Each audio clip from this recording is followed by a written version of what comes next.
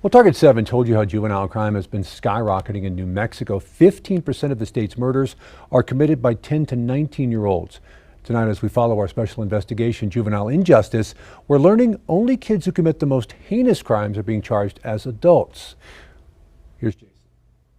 That's right, Doug. Here's a list of all the crimes kids can be charged for as an adult behind me here. However, rarely does that happen unless they're charged with first-degree murder. That's why police chiefs, prosecutors, and victims want to change the state's children's code so that kids who are charged with rape or a lesser degree of murder can face harsher consequences.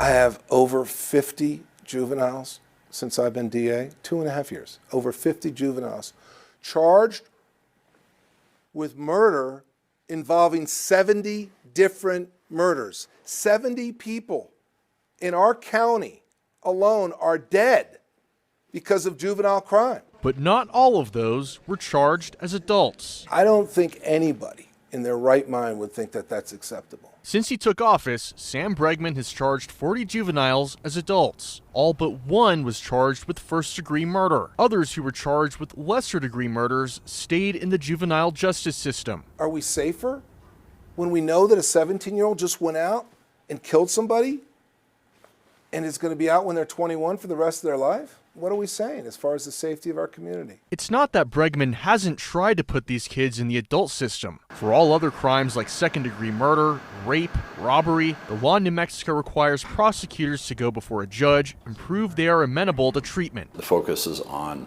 the amenability of a child who is engaged in the justice system to get help so they don't become an adult offender. KOAT legal expert John Day says the laws in New Mexico are more focused on rehabilitation. Children are still children. They're still developmentally different than adults. Their brains are different. Their ability to make good judgment calls is different. So it's a battle between two positions on juvenile crime. Once in the past 5 years, a judge has ruled a juvenile could not be treated and therefore could be tried as an adult. That case involved this man, who was 17 at the time when he carjacked and shot a man, paralyzing him. We wouldn't put up with it if there were our own kids at the dinner table hitting each other.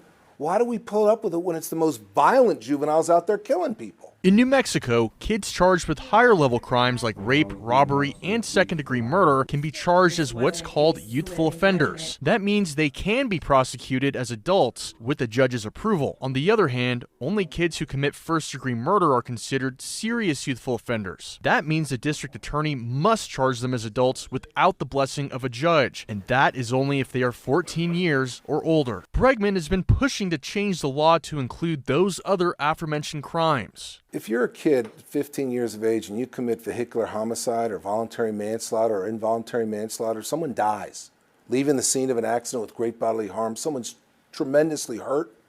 Under the current juvenile code, the most you're going to face as far as a penalty is the same as if you had shoplifted a pack of bubble gum. But not everyone agrees. I am in favor of accountability.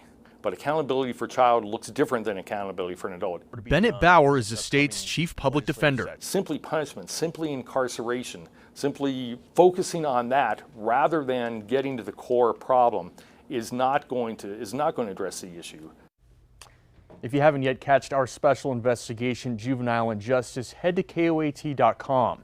There you will find data on juvenile crime, the state law, and a proposal by Bregman to make more than 30 changes to the Children's Code. For Target 7, I'm Jason McNabb.